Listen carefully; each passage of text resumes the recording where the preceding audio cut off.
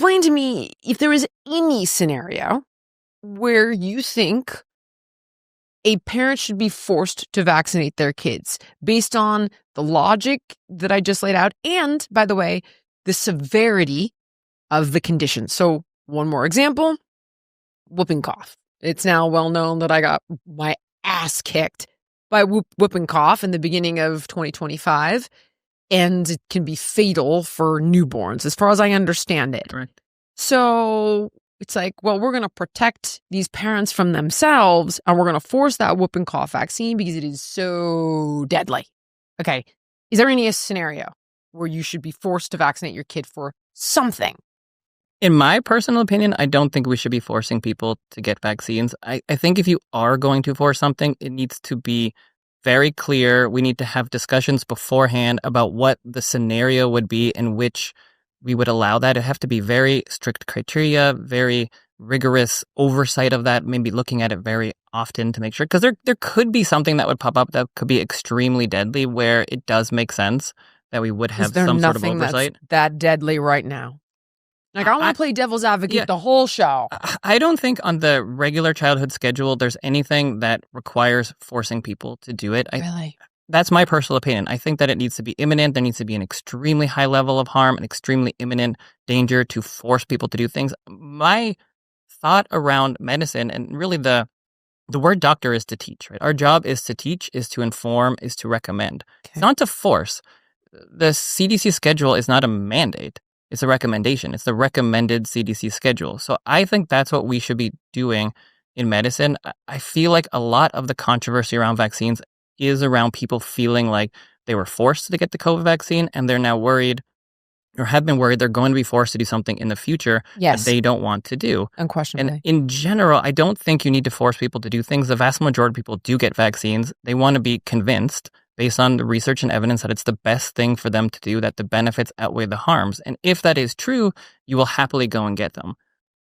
That's the way that I think it should be. Now, you say it's not forced, but arguably it is, because we've all seen that clip of Fauci being like, we made it real hard. You want to work? Right. Well, you want to travel? But I think that is I think that is forced. As the temps start to rise, I get that familiar urge to refresh my closet.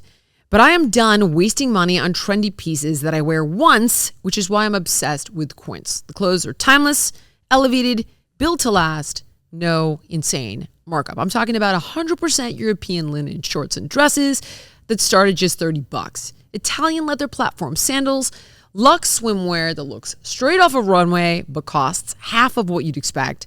Quince partners directly with top-tier factories, cutting out the middleman so you get designer quality at a price that actually makes sense. And they only work with ethical, responsible manufacturers who care about people and the planet. Personally, I stocked up on the linen tees and the tanks, and believe it or not, a killer summer dress. Occasionally, I do wear dresses. And honestly, it finally feels like my wardrobe matches my standards. Upgrade your wardrobe at quince.com. Luxury should never mean compromise. Team, give your summer closet an upgrade with Quince. Go to quince.com/Jillian for free shipping on your order and 365-day returns. That's QUINCE.com/Jillian to get free shipping and 365-day returns. Quince.com/Jillian. Right now, the headlines are chock full of data breaches and regulatory rollbacks, making us all vulnerable. But you can do something about it. Delete Me is here to make it easy, quick, and safe to remove your personal data online. Delete Me knows your privacy is worth protecting. Sign up and provide Delete Me with exactly what information you want deleted, and their experts take it from there. Delete Me isn't just a one-time service. Delete Me is always working for you, constantly monitoring and removing the personal information you do not want on the internet. For me, I feel so much more secure knowing that my personal info has been wiped from the web, simply because I don't get all the robocalls. I worry far less about identity theft and so much more. So take control of your data and keep your private life private by signing up for Delete Me. Now, at a special discount for our listeners, today get 20% off your Delete Me plan by texting Jillian to 64000. The only way to get 20% off is to text Jillian to 64,000. That's Jillian to 64000. Message and data rates may apply.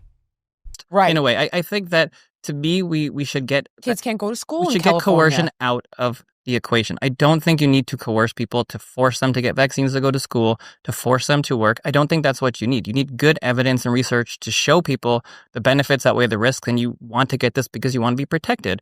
And if you, with all of that information, decide that you don't feel like it's best for you in your specific situation, then that's how we do every other thing in medicine. Jehovah's Witnesses don't have to get blood if they don't want to. You don't have to take cancer treatment if you don't want to. You weigh the risks and the benefits with your doctor and you decide. Even if there is a theoretical benefit to you, you can choose not to do it. Herd immunity. If you don't do it, you're killing my grandma. So there is an argument there. For some of the vaccines, herd immunity does make a major difference because the disease doesn't have anywhere to go.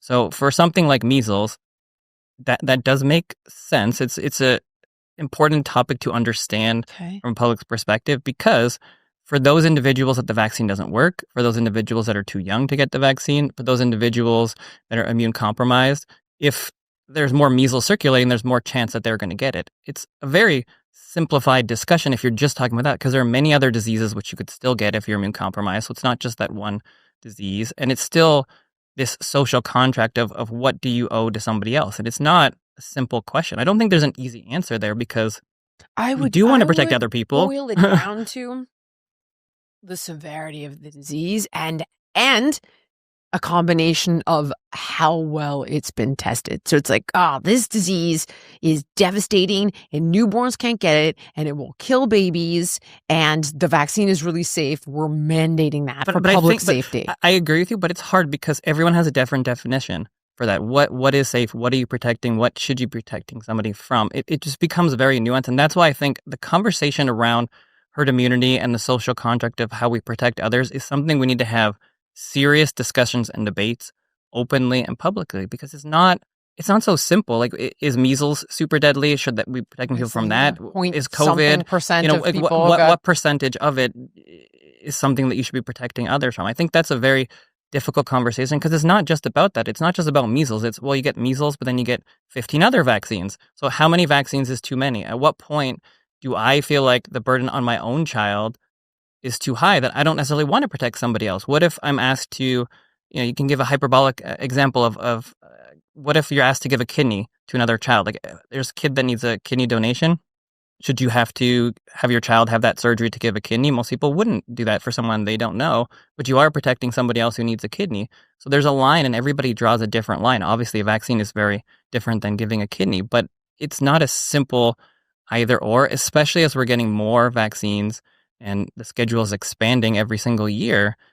It's a more nuanced conversation. It becomes very difficult. So I understand, and that's where we need to have discussions and debates, because intelligent people are going to come down on this in different places. Everyone has a different ethical standard or a line or what they feel is correct, protecting your own kid versus protecting others, and both can be right. Okay, you're saying protecting your kid, which implies concern, and how many is too many, which also implies concern. Is there a cause for concern or not? I got every friggin' shot under the sun. I've traveled all over the world. I've probably been stuck 1,000 times with 1,000 things. Mind you, I am aware that the schedule for me as a child was nothing like this. I was born in 1974. Mm-hmm. So, cause for concern? I think parents are concerned. But is there cause for concern? Totally different animal. I think there is growing cause for concern. I think that's not unreasonable. It depends who you ask. I think that's the issue. You have two different worlds with all this vaccine information. I mean, the COVID vaccine is a perfect example. You have one world of people that say it's the best thing ever, saved millions of lives, saved trillions of dollars. And then you have a whole other world of people that say it's the worst thing ever and it's killing more people. And they never seem to discuss anything in the middle. And we don't have that nuanced conversation. And I think that's true with all vaccines, where we're adding more and more. They have small risks, but they're there. And we also have a lack of understanding of the cumulative risk and a lack of understanding for long-term risks. And so I think when we're talking about risk versus benefits, you have the medical community that says, look, we know how deadly these diseases are. We know how much they protect you. You should get your vaccines. And then there are other people that say, well, wait, but what are the costs to those vaccines? Are they related to autism? Are they related to autoimmune conditions?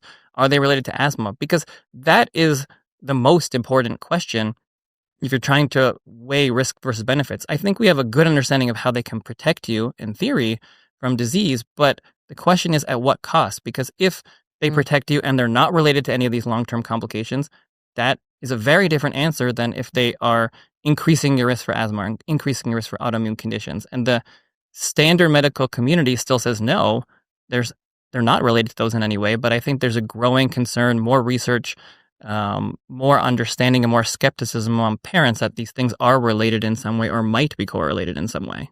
Choose Function because it's the only health platform that gives you access to the kind of data most people never see and the insights to take effective action. Inside Function, you can test over 160 biomarkers, from heart and hormones to toxins and inflammation, even stress.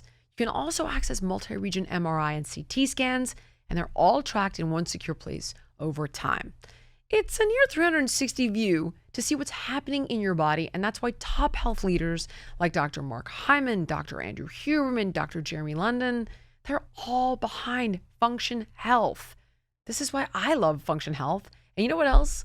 Lab visits are fast and convenient at 2,000 plus locations across the US. Just $499 a year, that's $1.37 per day for cutting edge health insights. What sets Function apart? All the results are tracked over time in one secure place, so you see how your health evolves. Insights come from top doctors based on your unique results. These could cost over $10,000 if you did it on your own, and there are no perverse incentives. Function doesn't push supplements or pharmaceuticals. It's just powerful, unbiased health data designed to help you own your health. Learn more and join using my link, and the first 1,000 people get $100 credit towards their membership. Visit www.functionhealth.com/Jillian or use the gift code Jillian at sign up to own your health. Active Skin Repair utilizes a molecule called hypochlorous acid. Now, when you apply it to the skin, the molecule works by mimicking the natural immune response to cleanse, soothe irritation, reduce inflammation, and support healing. Active Skin Repair can be used to treat a wide range of skin issues, including cuts, scrapes, burns, sunburns, diaper rashes, and other types of skin damage. And it's also safe and non-toxic, making it suitable for use on all skin types, all parts of the body, and you can even use it on rosacea, eczema, and acne-prone skin. With over 500,000 happy customers, thousands of 5-star reviews, and ingredients so safe and clean they can be used by the youngest member of the family to the oldest, you now have one simple solution for all of your family's skin health needs. So visit ActiveSkinRepair.com to learn more about Active Skin Repair and to get 20% off your order. Use the code Jillian. Again, that's ActiveSkinRepair.com and the code is Jillian. Thank you so much for watching. If you enjoyed the podcast, please like, comment, subscribe, and share. And make sure to let me know what guests you want to see on in the future.